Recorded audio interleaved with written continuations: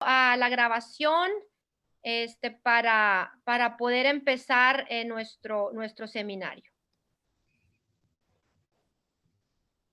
Muy bien, pues en nombre del Museo de Arte Contemporáneo de Monterrey, Marco, les damos la más cordial bienvenida.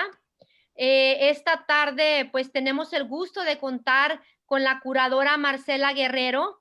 Y bueno, en el marco del seminario Aprendiendo sobre Arte Contemporáneo a través del arte y los museos americanos, programa educativo, el cual es posible gracias al apoyo del Consulado General de los Estados Unidos en Monterrey. Y bueno, pues hoy lunes 23 de noviembre tendremos la charla de Oeste a Este, la trayectoria de Marcela Guerrero, y el próximo miércoles 25 el tema Entre América y América se forja el Art Latins. Pues bienvenida Marcela, bienvenida a este seminario. Me voy a permitir leer tu currículum y bueno, como es tradición, leeremos una breve reseña de la maestra el día de hoy y un poco más en nuestra próxima sesión. Bueno, pues Marcela Guerrero nació en Puerto Rico y radica en Nueva York. Cuenta con una licenciatura en artes por la Universidad de Puerto Rico, Campus Río Piedras, así como con una maestría en Historia del Arte y un doctorado en Historia del Arte por la Universidad de Wisconsin-Madison. Desde el año 2017 colabora en el equipo de curadores del Museo Whitney.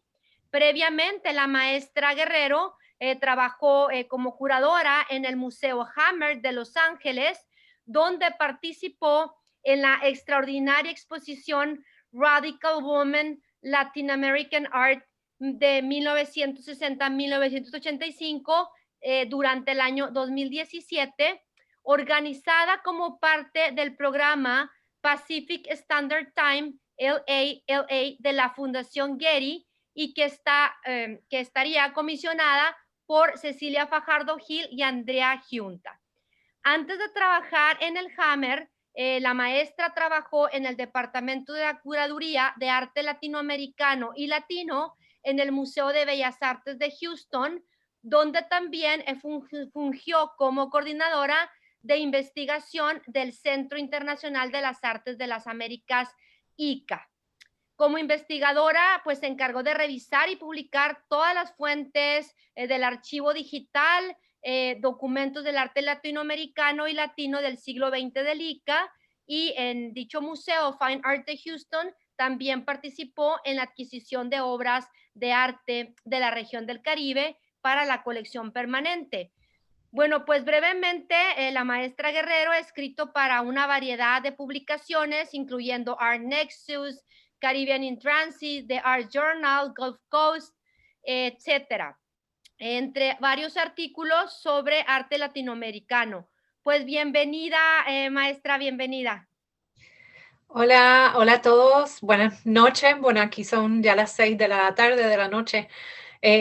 Muchísimas gracias por esta invitación, Indira, y a todo el grupo, el equipo de Marco, por tenerme aquí, y a todas estas 130 y pico de personas que están sintonizándose esta noche. Muchísimas gracias. Siento que aunque lo que nos ha tocado vivir este año ha sido absolutamente horrible y una pesadilla, siento que estas oportunidades de por lo menos tener estas conversaciones sobre arte a través de Zoom, que quién se lo imaginaría, yo no sabía lo que era Zoom antes de esta pandemia, pero esto por lo menos es un regalo que nos ha dado, si se pudiera poner de esa manera, de tener estas lindas conversaciones sobre arte y hacer amistades a través del Internet. Y bueno, voy a empezar a compartir mi pantalla. Como les dije al equipo de Marco, una vez abro la pantalla, como tengo una Chromebook, yo creo que tiene que ver con el tipo de computadora que tengo, no puedo ver a nadie. Así que ustedes me ven, yo no veo a nadie. Si hay algún error, algo que quieren que clarifique inmediatamente, o si me quedo sin sonido o algo, conexión, por favor alguien avíseme usando la voz. Eso se lo designé a Indira, que me va a ayudar con eso. Pero voy Claro a que sí, empezar. encantada. Gracias, mil gracias. voy a empezar a presentar aquí.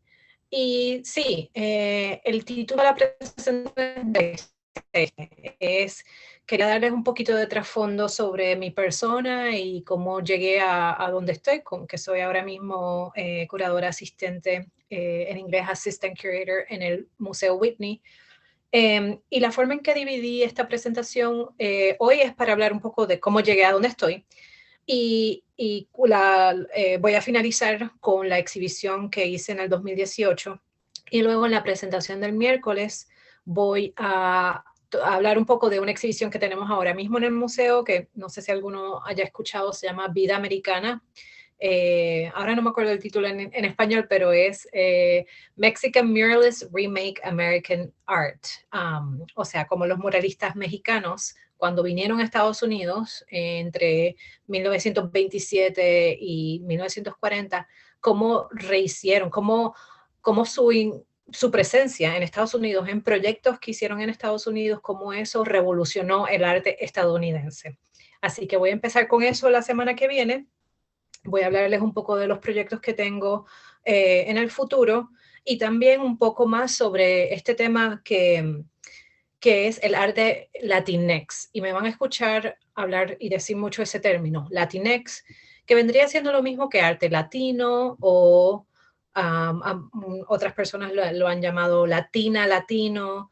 Y es un término que se usa para referirse a personas de ascendencia latinoamericana que viven en Estados Unidos. Estas personas representan un 18% de la población en Estados Unidos. Aquellos que, como yo, en mi caso, que soy puertorriqueña, pero ya llevo 10 años viviendo en Estados Unidos o más, casi 20 años viviendo en Estados Unidos. Mis padres, sucede que mi mamá es de Argentina, mi papá es de Ecuador, se conocieron en el estado de Mississippi, en Estados Unidos, en 1970. O sea que en mí misma hay una historia de inmigración y pues soy parte de este 18% de personas de ascendencia latinoamericana que viven en Estados Unidos. Es un grupo muy diverso, como seguramente saben. Muchos de ellos, un porcentaje muy grande de personas que vivían en lo que hoy es California, el sur de Estados Unidos, partes que pertenecían a México, ¿verdad? Y que hay una persona que dice que ellos no cruzaron la frontera los cruzó a ellos. Pues esas personas también son parte de este grupo tan diverso que se le llama grupo latino, latina o Latinx. Y entonces este término de Latinx se lleva usando ya hace como unos menos de 20 años también, diría yo. Y esa X representa, es una decisión, es casi como activista, de decir, no quiero ajustarme a esta dicotomía en términos de género, quiero un término, una palabra que sea género, que no sea binario, y pues se adoptó la X como esa palabra que significa que no es latino o latina, refiriéndose al sexo hombre o mujer o al género hombre o mujer, sino que es género neutro.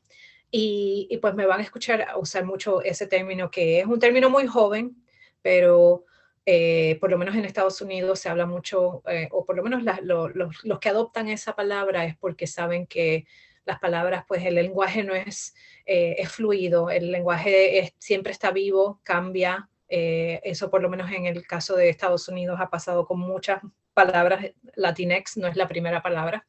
Y nada, voy a hablar mucho más de esto el miércoles.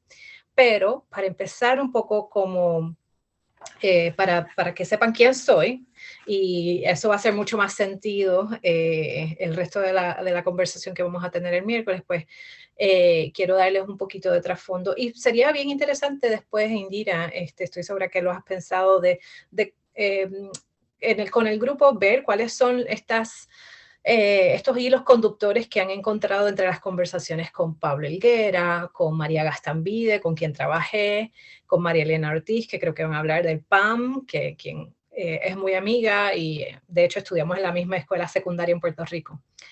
Y nada, les estoy enseñando esta diapositiva, esta imagen, para poner un poquito de contexto. Cuando decimos por qué es importante hablar de arte Latinx y de la representación de las personas Latinx en el contexto de los museos de Estados Unidos. Pues en el 2015 la Fundación Mellon hizo este estudio para ver cómo era la diversidad en los rangos, en los departamentos curatoriales de los museos en Estados Unidos.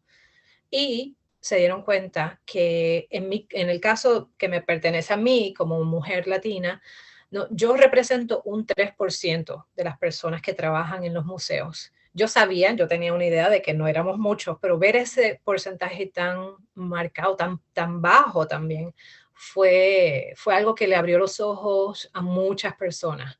Y yo podría decir que ya desde el 2015 se estaba hablando y se hablaba de la importancia de tener diversidad, etcétera, en los museos, pero ver los números así en concreto, en blanco y negro, fue lo que impulsó a muchos museos a empezar a contratar a personas que representen a estos grupos. Y pues esta diapositiva, esta imagen va a volver en un momento a mitad de mi presentación. Bueno, no literalmente, pero voy a hacer referencia a ella en un ratito. Pues como les decía, nací en Puerto Rico, Indira también lo mencionó, de padre ecuatoriano, madre puertorriqueña, que se mudaron a Puerto Rico a mediados de los 70. Yo hice esta diapositiva una vez que le estaba haciendo una presentación a unos pasantes en Los Ángeles, y como los estadounidenses no son muy buenos con la geografía, pues sentí la necesidad de hacer esta flecha, aunque por supuesto sé que aquí todos los que nos están viendo hoy saben muy bien dónde queda Puerto Rico, pero como referencia, aquí está. Estudié en la Universidad de Puerto Rico, y disculpen que muchas de los pies de fotos están en inglés, pero igual si hay alguna duda de algo, déjenme saber. Cursé mi bachillerato, lo que llamamos el bachillerato, en la Universidad de Puerto Rico. Estudié historia, le llaman historia de las Américas, pero también estudié historia del arte. Hice una doble concentración en estas dos materias. Luego me fui en el 2003 a Washington, D.C. a hacer esta pasantía, que era para personas, lo que le dicen en Estados Unidos, minorías, que son de estos grupos que no están representados. Y tuve la fortuna de trabajar con Olga Viso, que es una curadora muy prestigiosa, muy famosa, es cubana americana, quien estaba trabajando en el Museo Hirshhorn en ese entonces, y era la curadora de esta exhibición de Ana Mendieta, y que desde entonces, desde esta exhibición, que ya, bueno, tiene unos casi 20 años, no se ha vuelto a hacer otra retrospectiva de Ana Mendieta así de ese tamaño. Olga Viso luego pasó a ser la directora del Walker Art Center en Minneapolis, y ahora es curadora, trabaja por su cuenta. Esto fue justo antes de yo entrar a la Universidad de Wisconsin. Si saben algo de la geografía de Estados Unidos y dónde queda Wisconsin, es un estado muy, muy frío. Yo creo que tal vez quería subconscientemente algo muy diferente a Puerto Rico, porque sí, era muy, muy, muy frío, las personas son muy diferentes. Pero nada, estuve ahí, hice mi maestría y empecé mi doctorado también en Wisconsin. Cuando estaba haciendo, luego para hacer un doctorado en Estados Unidos tienes que escribir una propuesta de tesis, defenderla. Y luego, entonces, si la pasas, puedes empezar a escribir la tesis. Yo, cuando estaba escribiendo esta propuesta, llegué a un tipo de encrucijada en mi vida. Y fue que me di cuenta, que esto es alrededor del 2010, me di cuenta que mis oportunidades de trabajo en el panorama de la academia, de los trabajos en las universidades como profesora, eran mínimos. Y esto se daba a que yo estaba haciendo una especialización en arte caribeño.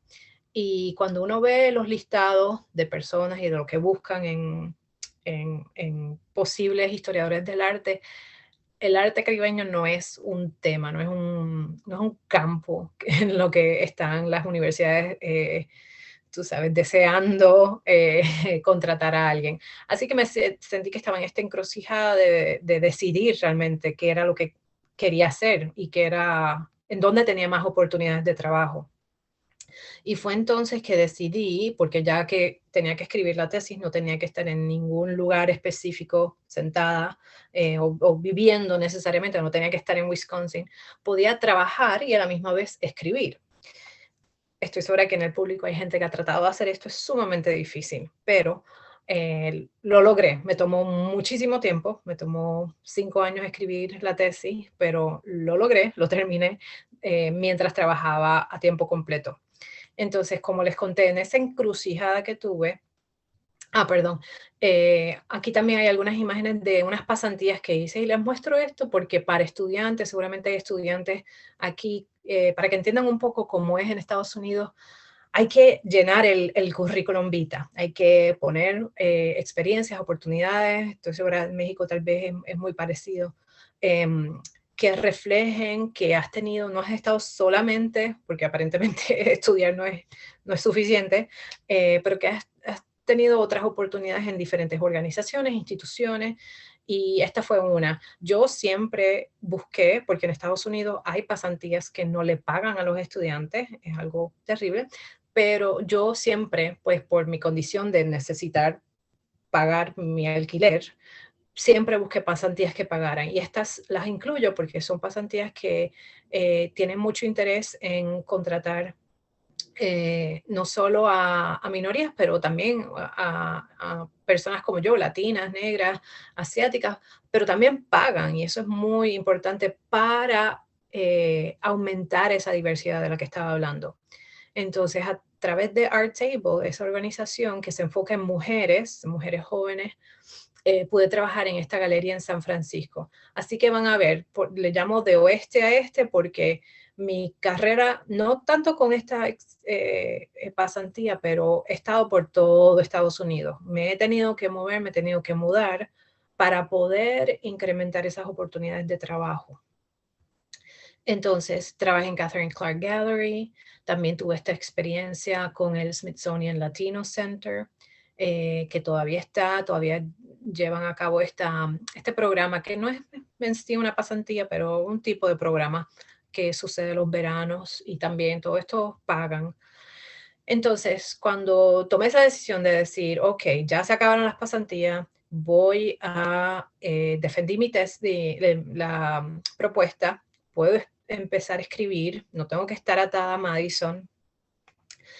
No estoy muy convencida de que la academia, lo que llaman la academia, de ser profesora en una universidad, no estoy muy segura que eso es lo mío. Voy a buscar más oportunidades. Así que solicité este trabajo en lo que le llamamos el ICA, el International Center for the Arts of the Americas, que es como el ala de investigación del Departamento de Arte Latinoamericano y Latino, como le llaman en el Museo de Bellas Artes de Houston. La curadora, tal vez han escuchado su nombre, es Mari Carmen Ramírez, que también es boricua, es puertorriqueña, y ella fue quien me contrató para ser la coordinadora de investigación para el ICA. El ICA, yo diría que el 90% de lo que el ICA hace es tener este website, este archivo digital donde han acumulado miles. Esta imagen yo la tomé, esta captura fue hecha hace ya varios años, así que ahora tienen un website nuevo, creo que están tal vez por los 8,000 o 10,000 documentos digitalizados de muchos, yo diría de casi todos los países de América Latina y Estados Unidos. O sea, ahí uno puede ver documentos, todos se enfocan en arte del siglo XX y XXI. Ellos, cuando empezaron a formar esto, y tal vez María Gastambide, quien era la directora cuando yo trabajé ahí, les comento un poquito más de esto, pero tenían equipos de trabajo en Buenos Aires, en Valparaíso, en la Ciudad de México, en Caracas, en Bogotá, en prácticamente casi todas las capitales, con la excepción de Chile, es el único que recuerdo que era Valparaíso, el equipo de trabajo. Dejándose llevar por unas guías editoriales que Mari Carmen y un grupo de otros profesores y académicos habían establecido, buscaron todos estos documentos como para rellenar estos huecos que hay en la academia en Estados Unidos, que si no tienes el dinero para ir a hacer investigación a Buenos Aires, por ejemplo, nadie se va a enterar de las especificidades de ciertos movimientos artísticos que ocurren y que han ocurrido a través de toda América Latina. Entonces, esos equipos de trabajo en estas ciudades eh, tomaban fotografías digitales. Esas fotografías eran mandadas de documentos, eran enviadas a Houston y después en Houston se convertía, se hacía el documento digital. Ahora supongo que sería mucho más fácil, pero en ese entonces era así que lo hacían. Eh, y se construía el PDF y ahora si uno va, cualquier persona puede ir ahora mismo, buscar, no sé, poner en esa cajita de búsqueda, no sé, pueden poner el nombre Antonio Berni y les va a salir varios documentos que tienen que ver con Antonio Berni, por ejemplo. Y pues fue mi trabajo en sí por 3 años, fue leer documento tras documento para asegurarme que cumpliera con las guías editoriales que les mencioné, o sea, que no fuera una servilleta escrita por cualquier persona, que no tuviera mucho que ver, o sea, que fueran documentos de primarios y secundarios, tal vez, relacionado al arte moderno y contemporáneo de América Latina y de latino de Estados Unidos.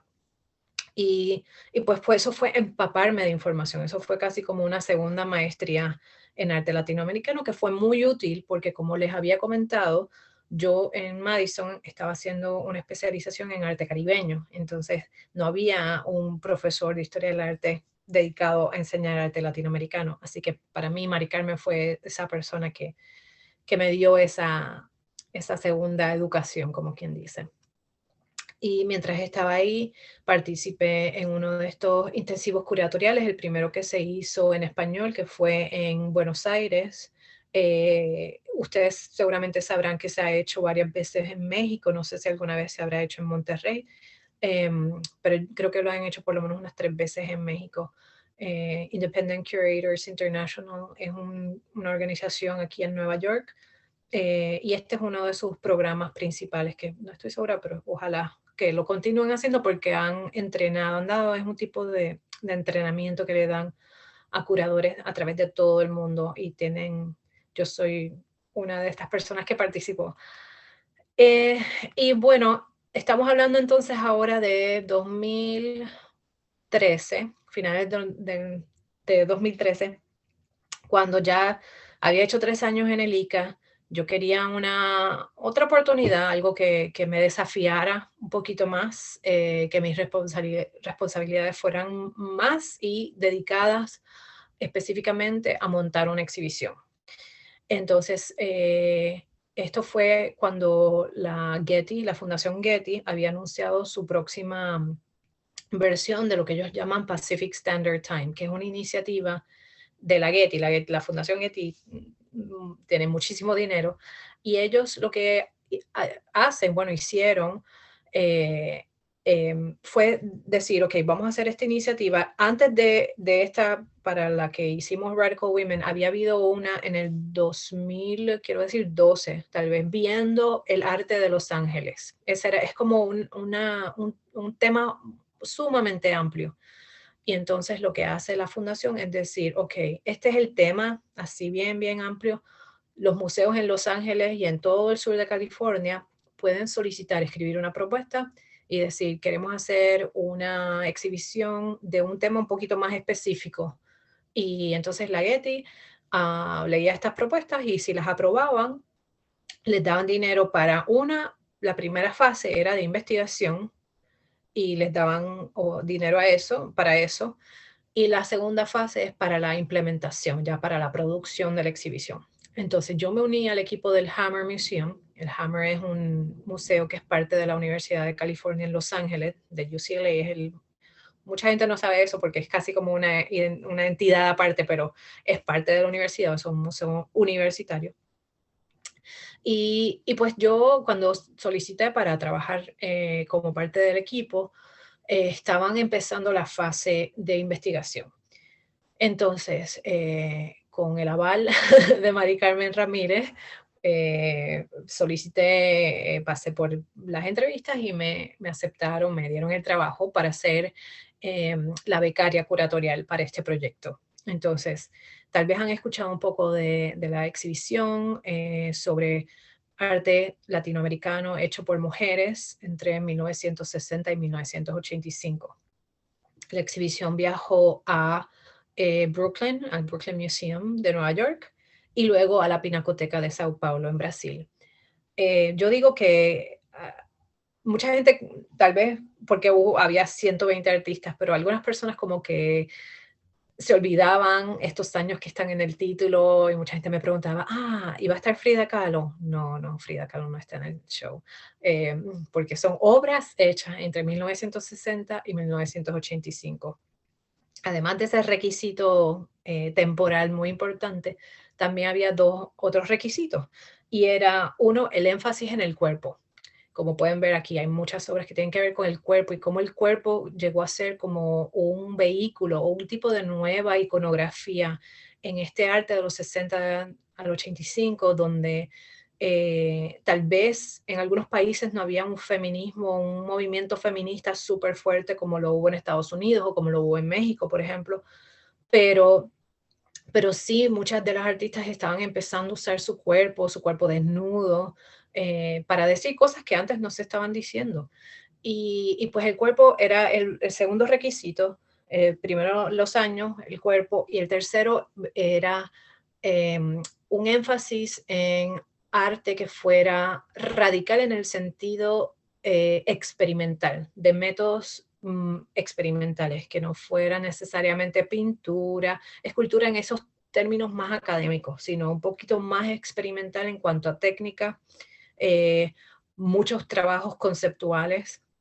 Y pues esos eran, con todos esos tres requisitos, había unas 120 artistas.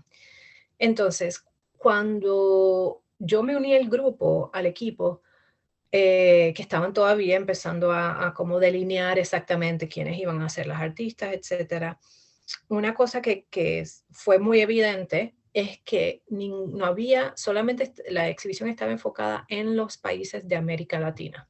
O sea, mujeres latinas de Estados Unidos, ya sea que nacieron en algún país de América Latina y ahora vivían en Estados Unidos, o que fueran primera o segunda generación latinas en Estados Unidos, no estaban en la exhibición.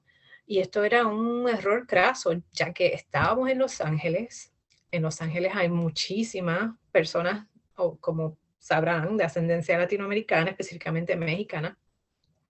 Y pues empezamos a revisar eso y a pensar quiénes son las artistas. Empezamos a hacer visitas a artistas, y algunas de las que les voy a presentar ahora, estoy mirando un poquito el reloj para asegurarme que voy a tener tiempo, puede que vaya un poquito rápido sobre estas porque eran varias. Entonces incorporamos a varias de estas artistas, como fue Silvia Palacios Whitman, una artista de performance nacida en Chile, que se mudó a Estados Unidos, a Nueva York, trabajó con Trisha Brown. Fue muy importante en esta escena de performance radicales en los lofts de Nueva York. Ella continuó su carrera como artista, no necesariamente como parte de un equipo de performance o de baile o de coreografía, tenía su vida privada como artista. En el caso de Silvia, algo interesante que lo quiero recalcar porque pasó con muchas otras artistas, o no, lo notamos en el show, es que muchas de ellas, como por ejemplo Silvia estaba casada con Robert Whitman, que fue un artista ya de más renombre, y uno no tiene tal vez en estos círculos de arte estadounidense, no tienes que explicar quién es Robert Whitman, pero sí tienes que explicar quién es Silvia Palacios Whitman. Y con eso quiero decir que muchas de estas artistas cayeron en la sombra de sus esposos o de sus colaboradores, que tal vez que eran artistas hombres. Y en el caso de Silvia, pues podemos decir que sí fue cierto. Josely Carvalho es una artista nacida en Brasil que se mudó creo que de hecho pasó por México un tiempo, estuvo en México un tiempo, después fue a Nueva York, trabajó en Nueva York, estaba muy activa en los círculos de grabado y de técnicas de grabado experimentales y usadas específicamente como para hacer activismo durante los 80.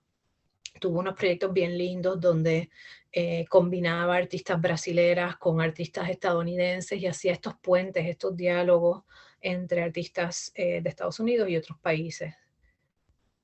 Sophie Rivera es una artista nacida en el Bronx. Nosotros en inglés decimos New Yorican, o en español también, porque en Puerto Rico decimos New Yorican también, que son estos artistas que crecieron en Nueva York o nacieron en Nueva York de padres puertorriqueños.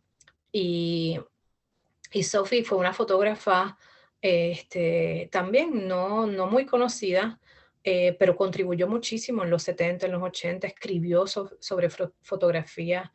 Y tuvimos estas dos series, algunas fotos un poquito más abstractas y otras, esta serie muy bonita que ella le preguntaba a las personas en la calle si eran descendientes de puertorriqueños y les tomaba una foto a aquellos que les decían que sí. Recuerden que este es un periodo también donde las únicas representaciones de los latinos y de los puertorriqueños específicamente, muchos de los chicanos o de los mexicanos americanos, eran como personas que robaban, que drogadictos, era una cosa, o sea, terrible, era una representación muy limitada, muy estereotípica. Y pues Sophie Rivera con estas fotos como que les daba una dignidad que de otra forma no se vería en términos de lenguaje visual.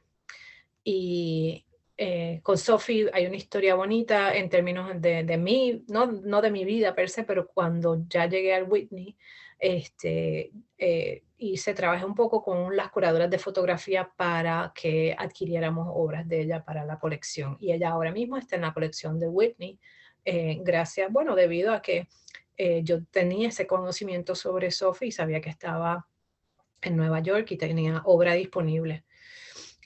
María Martínez Cañas es una artista nacida en Cuba, vivió con su familia en Puerto Rico un tiempo antes de venir a Estados Unidos. Ella estudió en Filadelfia, pero después su familia se mudó a Miami. Y es una artista, una fotógrafa también como Sophie, muy especial en términos de que explora temas de identidad, tal vez de una forma no tan estereotípica o rimbombante o así colorida, sino que es más, tiene un elemento más conceptual.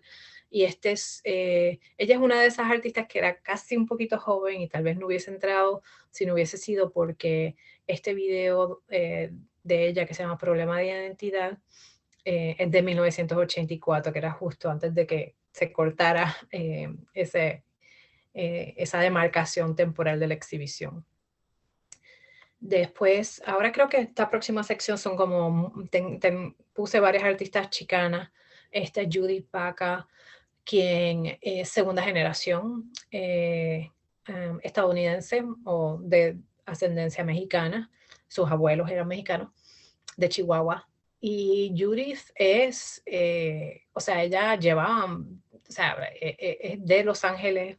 Uno de sus proyectos más importantes es el The Great Wall de Los Ángeles, la Gran Pared de Los Ángeles, donde colaboró con, creo que son unos 400 estudiantes de estudiantes que tal vez no vienen o sea, de dinero, son tal vez pobres, negros y latinos, y que la ayudaran. Ella les pagaba y los educaba también en cómo hacer un mural. Este mural de la Gran Pared cubre ahora, son como unos 800 metros. Yo tuve una presentación con ella el jueves pasado, de hecho, en conexión con esta exhibición que les voy a hablar el miércoles sobre vida americana, y me estaba contando que están tratando de seguir, de continuar la Gran Pared y hacerla 1 milla de largo, o sea, unos 1.600 metros, en el Valle de San Fernando. Estoy viendo mis notas para asegurarme que sea en el Valle de San Fernando, sí. Y pues con este trabajo, obviamente traer un mural es un poquito más difícil, pero este es uno de los trabajos más tempranos que hizo en el Women's House de Judy Chicago, donde hizo este performance, donde se vistió así como una pachuca, y que es uno de los estereotipos de las mujeres mexicano-americanas, de las chicanas. Y en este trabajo, de hecho, ella me estaba contando que se basó estos 2 dibujos en personas, creo que primas de ella, personas que conocía, pero luego en esta tercera, es un tríptico, en este tercer panel que ven aquí, eso es un espejo. Así que tiene este aspecto performativo donde si te paras al frente de la obra, tú completas las 3 Marías, tú eres la tercera María. Es un trabajo muy bonito, está en el Smithsonian ahora mismo. O sea, es parte de la colección del Smithsonian. Patsy Valdés es una artista que formó parte del grupo ASCO, que era un grupo de todo, ella era la única mujer, y pues no se le reconoce tanto, pero ella tuvo su vida como artista individual, fuera de ASCO, y pusimos un video de ella que se llama Hot Pink. Ella tiene mucho interés en cuestiones de moda, también otra vez como una forma de ir en contra de esos estereotipos. Isabel Castro, una artista muy interesante que casi nadie la conocía, había caído como en el olvido, pero estaba ahí y no tendrá unos 50 años, Isabel, o 60. Trabajó esta serie que se llama Women Under Fire, donde ella se había enterado que en Los Ángeles habían esterilizado a mujeres sin su consentimiento a través de coerción, de formas coercitivas. Y estas mujeres no son exactamente las mujeres que fueron esterilizadas, pero fueron mujeres que tenían familiares, sí, familia, en sus familias que habían pasado por este trauma. Y pues ella tomó estas fotografías y las raspa, las pinta. Isabel, bien interesante, ella formó parte del primer coloquio, déjame ver que tengo el título bien, hecho en Latinoamericana, primer coloquio de fotografía que ocurrió en México en el 81 o en el 82, que es una parte de la historia de la fotografía muy interesante. Bárbara Carrasco, otra artista chicana, muy envuelta con César Chávez y con todo ese movimiento, muralista, tuvo muchos casos de censura con algunos de los murales que había hecho, y pues de nuevo no podíamos traer el mural en sí, pero trajimos estas piezas de ella. Silvia Salazar Simpson, también una artista, de hecho, a ver si recuerdo bien, creo que nació en México, pero vivió la mayoría de su vida en Estados Unidos, o no, estudió en México, una cosa medio extraña. Estudió en México, medicina, nunca pudo practicar en Estados Unidos, pero muy experimental. Se ponía, aquí tienen esta serie, insectos, comida, sumamente interesante. Yolanda López es con ella tiene una serie que tiene que ver con la Virgen de Guadalupe, y en esta es como un tipo de performance que hizo con alguien que le estaba tomando fotos, donde ella se representa como la Virgen de Guadalupe, obviamente muy controversial, claro, en la forma en que adopta o se apropia de esa imagen, pero se viste como una corredora. Yolanda era corredora, o sea, corría, o sea, con sus tenis, haciéndolo muy contemporánea, como una mujer real.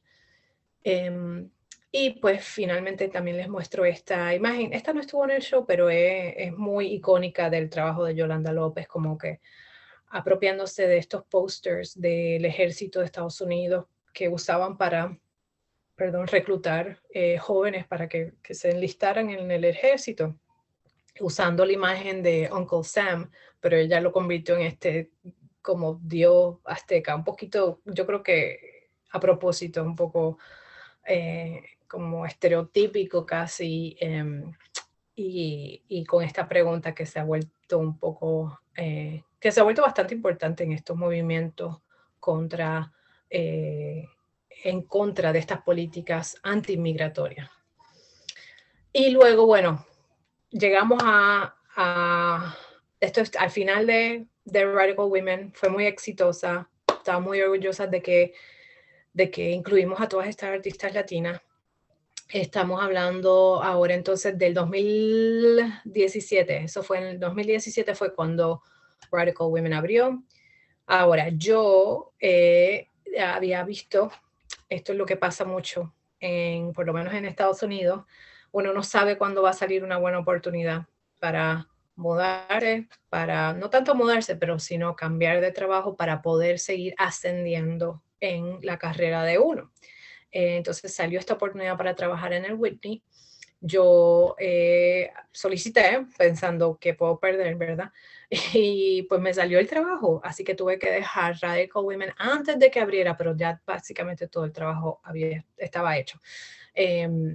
Pero, y sí, y estoy muy feliz de haber hecho ese cambio, obviamente, y he podido hacer muchas cosas lindas en el Whitney. Lo primero que hice fue esta exhibición que se llama Pacha Yata Huasichai, Espacio Indígena, Arquitectura Moderna y Nuevo Arte.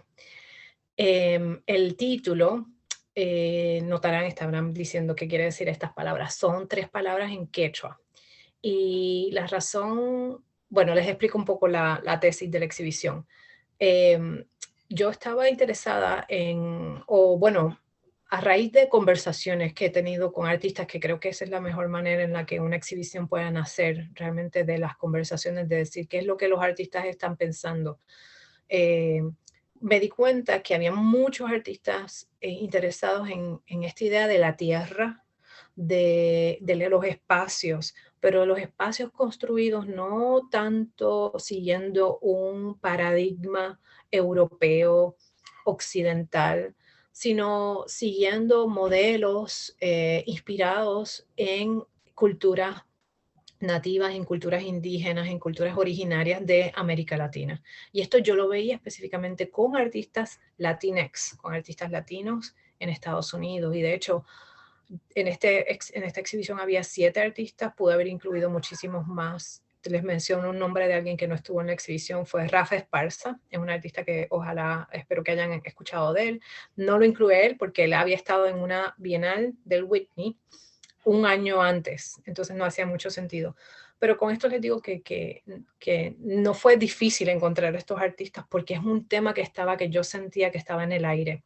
Entonces, estos artistas, muchos de ellos usan idiomas, lenguajes indígenas en sus títulos. Y de hecho, al final, ya cuando todos los artistas habían enviado sus obras, me di cuenta que 6 de los 7 artistas usaban lenguajes indígenas para los títulos, no solo estos 2 que eran los primeros que yo había pensado y en quienes me había inspirado.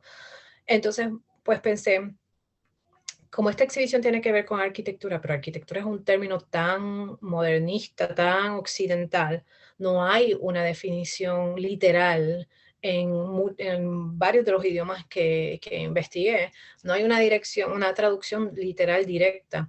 Pues pensé en usar en quechua, que es el idioma indígena más hablado en América Latina, con unos 10 millones de hablantes, y por consecuencia de la inmigración a Estados Unidos hay muchos que también hablan quechua, tan cercano como en Nueva York, o sea, los conocí, hay un club de quechua en New York University, por ejemplo.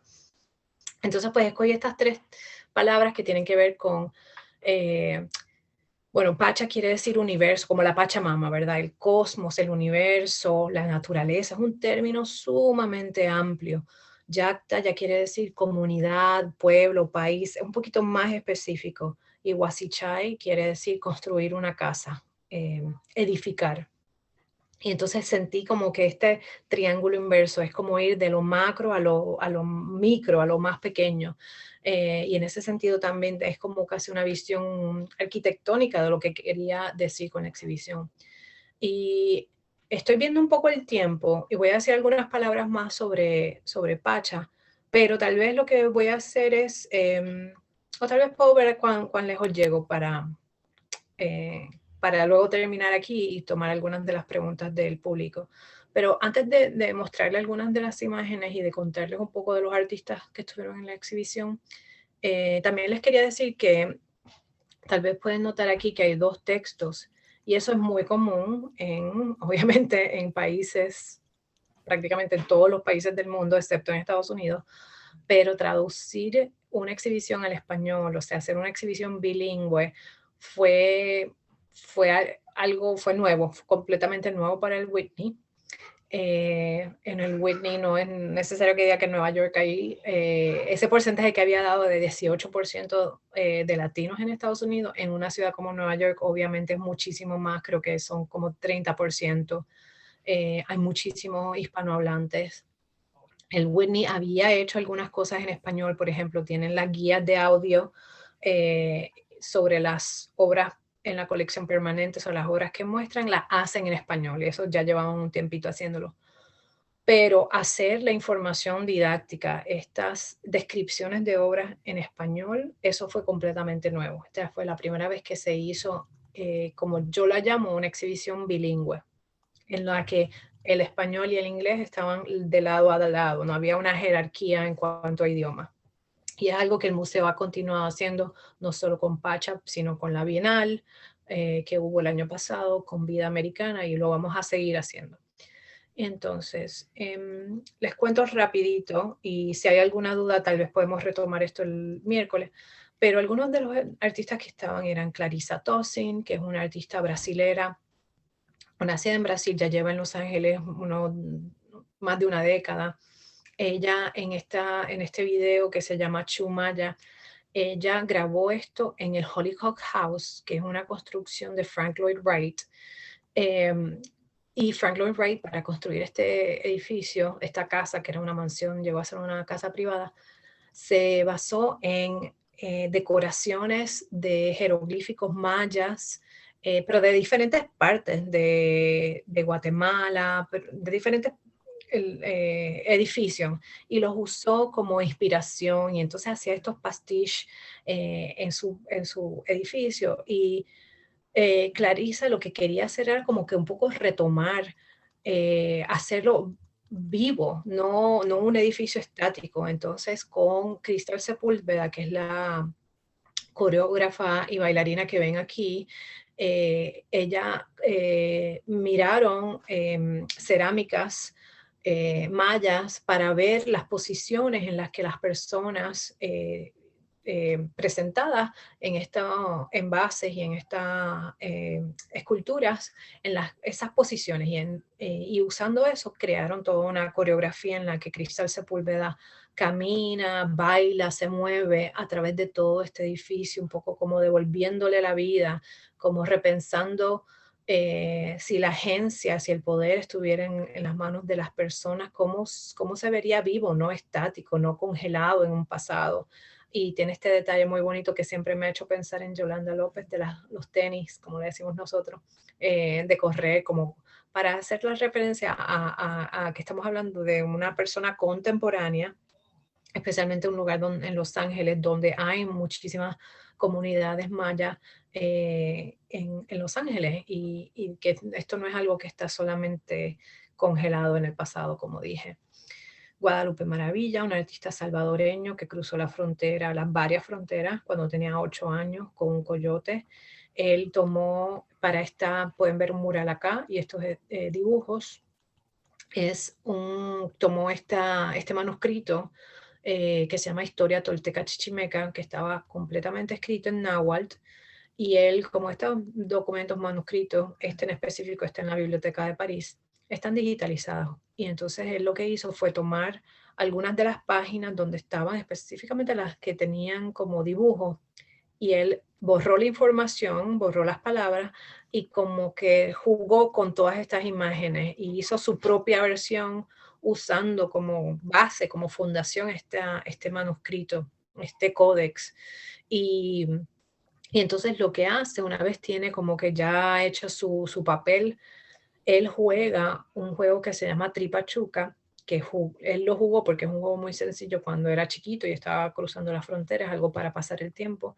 Y es muy sencillo, es un juego donde escribes pares de números, escribes 1, 1, 2, 2, y con otra persona simplemente tienes que conectar estos pares de números sin que las líneas se crucen.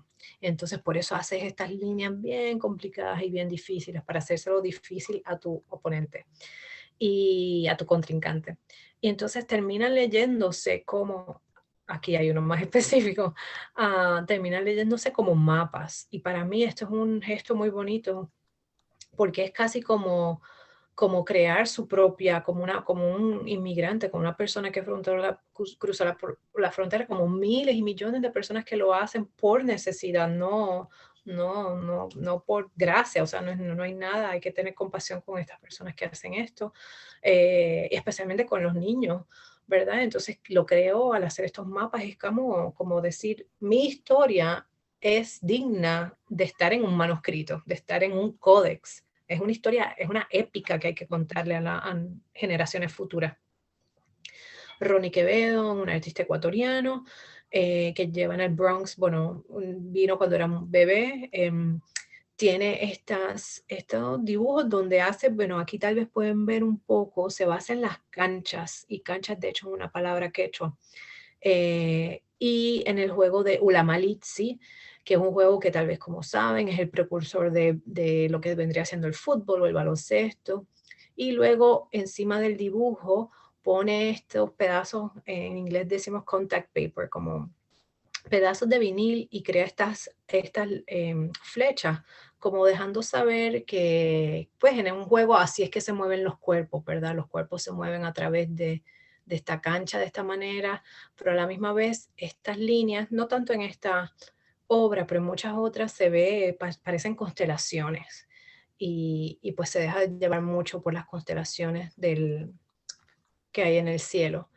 Claudia Peña Salinas, una artista mexicana que lleva en Brooklyn muchos años. Quiero mostrarle esta más específica. Ella está obsesionada con la historia de Tlaloc, de la deidad Tlaloc, que fue encontrada a principios de siglo, y ella, o en los 20 me parece, alguien me puede corroborar ese detalle, está obsesionada con la controversia que hubo entre los antropólogos de si Tlaloc era de hecho la deidad masculina, Tlaloc, o si era Chalchutlicue, quien era la consorte, la persona la pareja de Tlaloc. Y entonces para la exhibición, y por eso es que ella en sus títulos, como en esta, lo malo de esta imagen es que el fondo no deja ver muy bien la obra, pero esta es como la forma de Tlaloc, que si bien recuerdan, Tlaloc está al frente del Museo de Historia Nacional, de Antropología, perdón, de Pedro Ramírez Vázquez. Entonces ella combina Tlaloc y Chalchutlicue y la llama Tlalicue. Y entonces en este espacio donde las esculturas de ella son tan finitas, pero puso un vinil aquí azul, o sea que tú entrabas y era como una piscina, que es Tlalocán. Tlalocán es donde vivían Tlaloc y Chalchutlicue. Y es como crear como gender queer, no se sabe cuál es el género específicamente, pero donde viven, este paraíso que no está colonizado. Y es muy lindo. Nunca he hablado de estas obras con mexicanos, pero sé que estas referencias son más fáciles de entender para ustedes que para otras personas. Livia Corona Benjamin es otra artista de Baja California, mexicana. Ella fotografía en los espacios y la arquitectura. Ella creo que le interesa el performance de la arquitectura a través de la fotografía, así que es como lo he hablado antes. Y entonces para estas obras, que las combinó con pinturas, pero bueno, ella se dejó llevar por estas fotos que ella tomó de estos silos que se hicieron en 1965 usando un modelo, un dibujo de Pedro Ramírez Vázquez. Y estos dibujos, para crear estos silos, se les daban a ejidatarios para que bajo la CONASUPO, la Compañía Nacional de Subsistencia Popular, crearan estos silos. Entonces, casi todos los silos se ven, son muy parecidos. A ver si aquí pueden ver algunos, pero con algunas diferencias. Algunos ponían una ventana en algún lugar, tienen unas diferencias bien sutiles. Y pues Livia le tomó fotos, también las combinó, como dije, con pinturas, no tengo esa imagen aquí, pero también le añadía como estas pequeñas joyitas aquí, como hacer referencia a los ladrillos que se usaban para crear estas formas un poco derivadas de arquitectura prehispánica, pero también para hacer referencia a la fotografía digital, aunque ella trabaja completamente en fotografía análoga.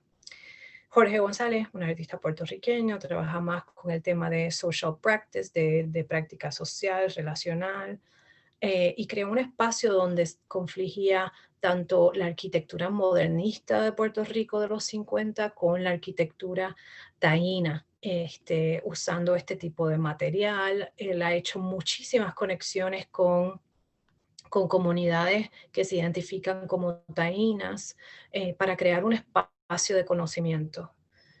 Y finalmente, William Córdoba es un artista peruano basado, ya lleva muchos años en Miami, desde chiquito se mudó a Miami, donde hizo esta instalación afuera en el Whitney.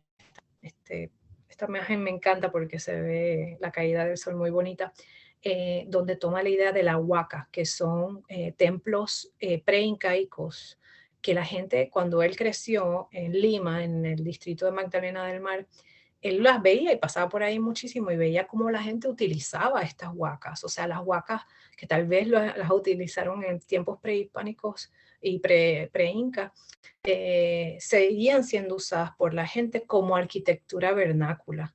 Entonces, esto es como un homenaje a estas personas que, bueno, eran personas desamparadas que no tenían hogar, pero que usaban estas huacas como arquitectura utilitaria. Antes de que, bueno, en el 2000 creo que fue, ya el gobierno peruano entró con antropólogos y pues desplazaron esas personas que vivían ahí, las construyeron, las hicieron, bueno, en sitios turísticos. Y eso, en grandes rasgos, es la huaca. Y estoy viendo el reloj, son 50 minutos, voy a parar acá y feliz de tomar preguntas, o si no podemos continuar. Qué interesante, qué bárbaro. Pues sí, ha despertado muchas inquietudes que afortunadamente tenemos tiempo para contestar hoy y el próximo miércoles. Por ejemplo, vamos a leer las que alcancemos, si no continuamos la próxima semana. De Silvia Mendirichaga, ¿qué consejos le podrías dar a las personas jóvenes de la actualidad que desean dedicarse a la curaduría? Pues mira, yo lo que le digo a la gente, y esto en parte viene también obviamente de mi condición como mujer latina en Estados Unidos, es que yo no quiero darle a ninguno de mis posibles, de estas personas e instituciones donde estoy solicitando trabajar, no quiero darles ninguna excusa para que no me contraten.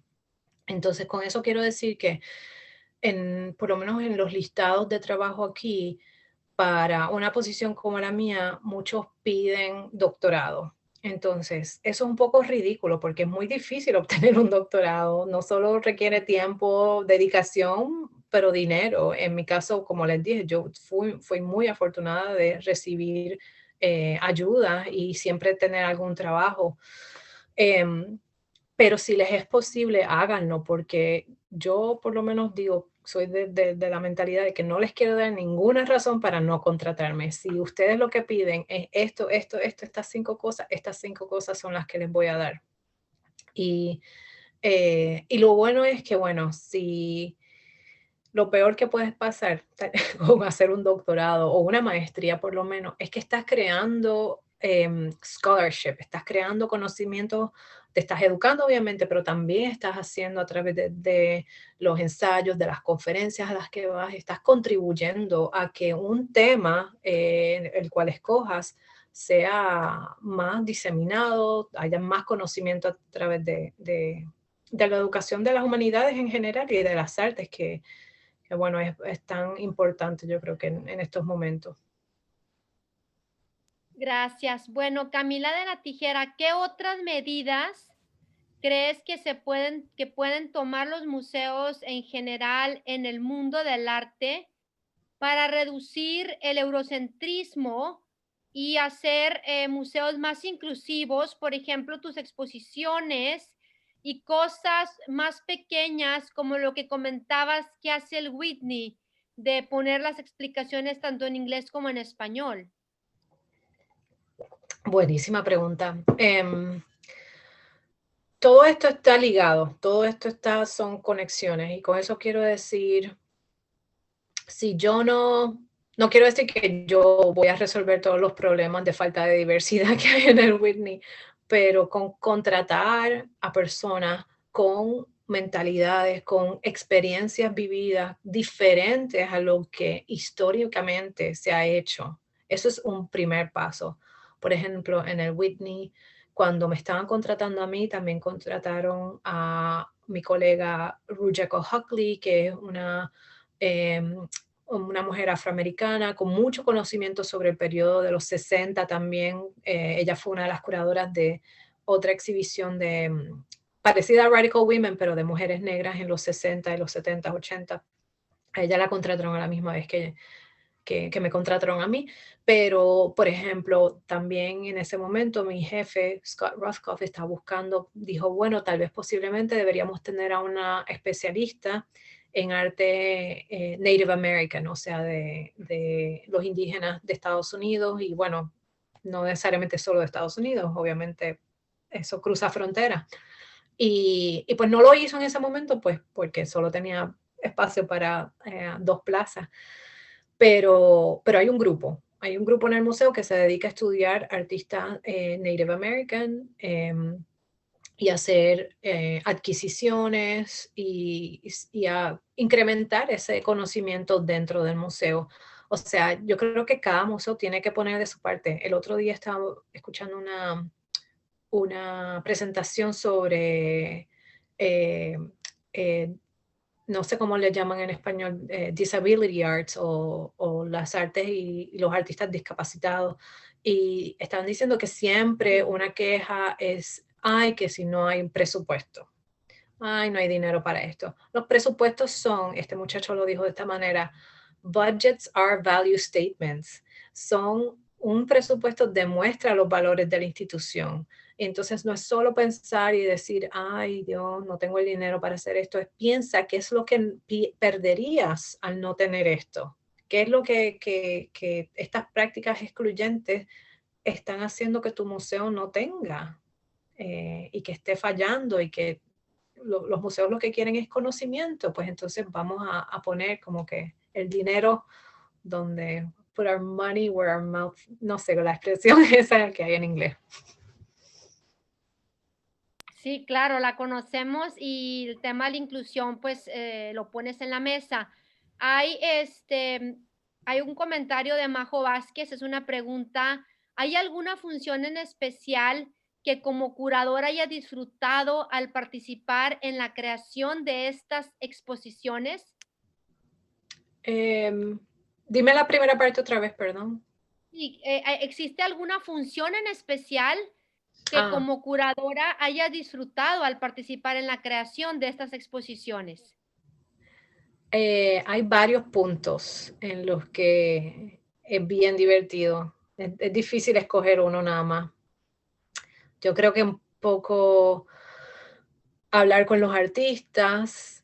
O sea, esto me encanta y a la misma vez a veces como que, porque tienes que ser casi tipo de psicóloga personal, pero ya también es como esta habilidad en la cual yo creo que yo me siento orgullosa de mí misma de poder hablar, tomar una idea, por ejemplo, esta es la idea de mi show, y tengo que traducírsela en un sentido no literal, pero traducírsela al equipo que está recaudando fondos, que está buscando dinero, el equipo de advancement.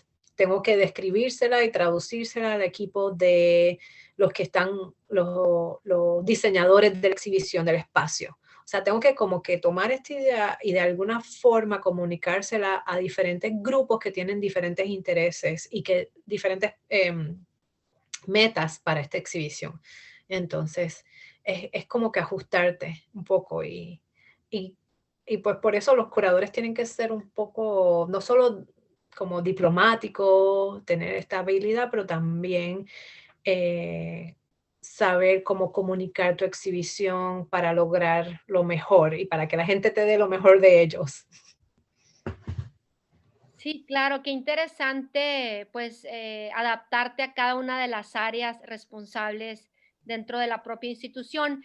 Hay muchas preguntas, vamos, te voy a resumir 2, una de Gloria González con otra de Delia Salinas. Delia Salinas, por su parte, pregunta que en qué momento tú encuentras como este momento en el que los museos de los Estados Unidos toman en cuenta, digamos, estos grupos que se podrían considerar como minoría. Y la segunda pregunta, que la conecto con la de Gloria González, es que si hay un como una especie de línea o concepto o idea, por no decir una moda, obviamente, de tendencia colectiva de artistas en relación al público, curadores y artistas desde los museos. O sea, como un poco de tendencia y por otro lado, ¿en qué momento empieza esta parte de la inclusión de grupos de minoría? Sí, yo creo que empezó así muy fuerte en los 80 y en los 90 con el multiculturalismo, que en su momento fue muy mal, no sé, interpretado. Yo creo que no había esa masa crítica para, por ejemplo, se habla mucho, no es mi campo necesariamente, pero es como un campo paralelo al mío, que es el de la crítica de arte. Entonces, si están estos artistas que nadie nunca los había visto, con experiencias de vida que nunca habían sido expuestas en museos, pero no hay un crítico de arte que las entienda y que las valore, pues entonces no, y eso fue lo que ocurrió, de hecho, con una Bienal del Whitney en el 93, no había personas que las apreciaran. Y entonces eso es un problema grave. Ahora yo siento que, como les dije, desde el 2015 ha habido ya más como una masa crítica de personas em, que están abogando por esto y cada vez más se piensa, ok, ¿cuál es una perspectiva que no se está mostrando? Y entonces, puede que algunos, los más cínicos, piensen, ¿y qué viene ahora? ¿Qué, no sé, las personas que les gustan las fresas, estamos discriminando contra ellos? No, o sea, ahí es algo que va a la par. Por ejemplo, en el tema de los latinos específicamente, como les dije, son 10, es un 10 y casi un 20% de la población estadounidense son latinos. O sea, todo el mundo, no tienes que salir muy, muy lejos, y todo el mundo te va a decir que le gusta la comida mexicana, todo el mundo te va a decir que, pero ¿dónde están las personas? ¿Dónde están las personas? ¿Dónde están las personas que están produciendo arte, que están produciendo algo bello? Si no los pones y tu única visión de quién es un latino es tu jardinero, que no está mal, pero también hay otras personas, hay doctores, hay como cualquier otra persona. Entonces es esa falta de visibilidad de ver a una persona con todo lo que la hace persona. Entonces, si solo la estamos definiendo de una forma bien eh, miópica, pues no es justo. Y no me acuerdo si eso contesta también la segunda. Sí, no, definitivamente traes a esta etapa contemporánea, digamos, esta evolución, digamos, de cómo los museos representan estas comunidades. Ay, bueno, pues se nos ha terminado el tiempo, Marcela, pero creo que tenemos la oportunidad el próximo miércoles de continuar con esta conversación. Y bueno, pues estamos muy agradecidos nuevamente en nombre de Marco y del Consulado General de los Estados Unidos en Monterrey por esta primera participación y nos vemos el próximo miércoles. Gracias a todos. Voy a tratar de hacerlo un poquitito más corta para que cualquier pregunta, comentario que no se pudo añadir aquí, pues lo hacemos el miércoles. Pues muchísimas gracias y buenas tardes. Adiós, gracias. Buenas noches.